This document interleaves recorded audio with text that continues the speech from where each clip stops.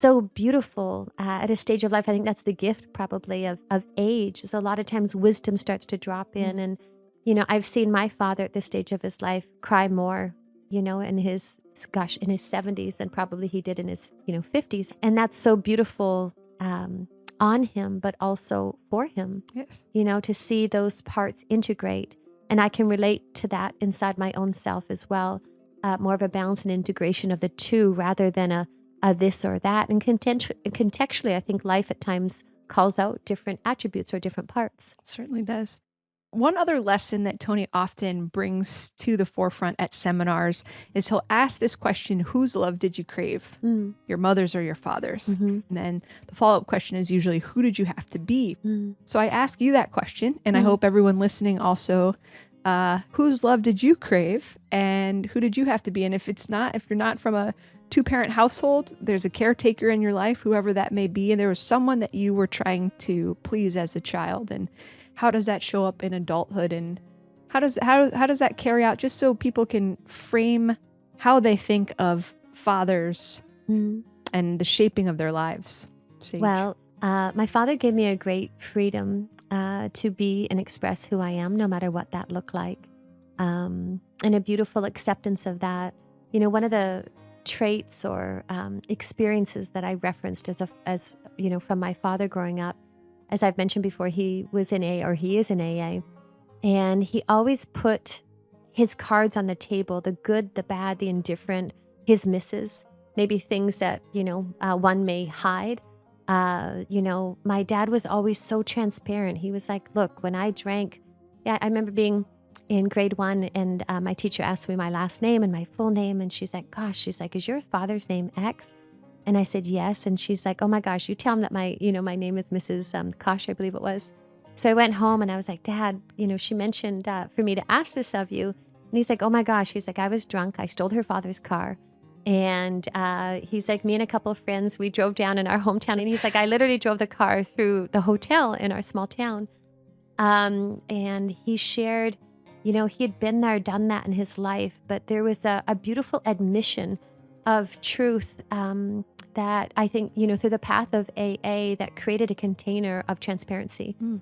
And room to grow. And that's exactly, room to grow. Yeah. And the recognition that, gosh, we all evolve, and so that gave, I never recognized it back then, but at this stage of my life, I really recognized that, gosh, that gave me permission.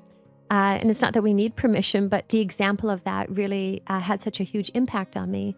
And I think that's also what's so beautiful as we're speaking about father, mother, is, a lot of times innocently we can fix them who we believe them to be, who we believe they were. And I one of the most beautiful and cool experiences of my adult life is actually just getting to know the guy, getting to know my dad as a person, getting to know my mom as a woman, not who I believe they were, but who they are here now.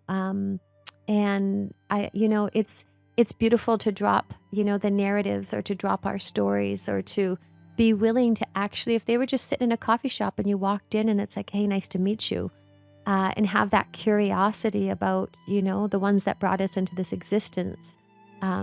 That's been a really beautiful, fresh, and cool perspective with my own father and mother.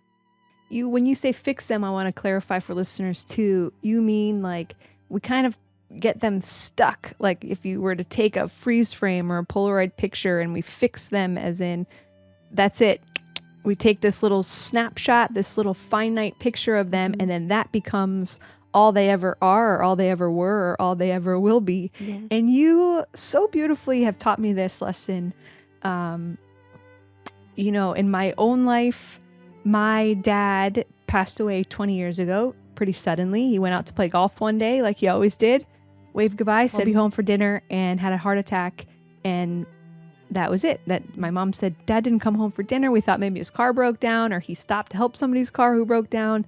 And he was just out there, that's how that was the time that, that's how life went for him. And so of course, losing my dad at 23 years old, I think certainly I struggled after that with questions like so many people who either never had a dad, or their dad either left or was absent or died. There's so many symbolic stories of people searching for this lost father figure in their life and struggling with still pleasing their dad, even whether they're there or not. Yes. And you and Tony have done a lot of work with me personally. I've seen you do it in seminars, and that's always beautiful to watch people heal these relationships with father and mother. But I do want to say personally, for me, it's just been one of the greatest gifts, maybe the greatest gift that you guys have given to me through this work and the learnings that I do here on the job, is that you've helped me see my father, and you've put those words to it, like, well, there's this guy, like, it's in how Sage talks about these stickies or post-it notes that we put all over people, especially to our mom and dad. Maybe we just have one that's like dad, and we have all these expectations of what, this idealized father should be. And then there's this guy who's just doing the best he can that became a dad. And I know it sounds so simple, but it's all, until you kind of broke that down for me, it's true. I know that I picture this guy who, like, I'm one of 6 kids. He had 6 kids. Mm-hmm. I just think about the guy that's there, like, now that we're parents too, I sometimes have the feeling like, oh my goodness, I can't believe I'm somebody's mom. And so I would imagine that there is feelings like people often say you don't get a manual, an owner's manual. And when you become a parent, you just, we feel into these things and we have to figure it out. And so my takeaway, and I urge anyone listening, 2 things really. 1, I don't have to say it, but I will. You never know when your parents are going to leave your life. If you're lucky enough to have them right now, I know it's personal and close to home for me, but I'll just say, like, they could be there and you could say, see you later, and they could be gone. So if there's anything that you would wish you had tidied up if you knew they were going to be gone, I say do it. And you taught me that too. And I've cleaned up even the relationship with my mother, because I know that fact of life to be true. Like, it's not a given. Tomorrow's not a given. It could be taken away so fast. And then, man, like, these people that gave us life, mom and dad, can you explain how, like, the lesson that you gave me there about the guy, the person, what can you say to people listening to just help them see with fresh eyes, like you did for me, for my mom and my dad? Wow. Maybe you're giving me a lot of credit, and I don't know that I gave you anything. You really gave it to yourself by starting to notice. I think, one of the most beautiful things, Mare, is how close your daddy is here now. There's so many times of moments where I always know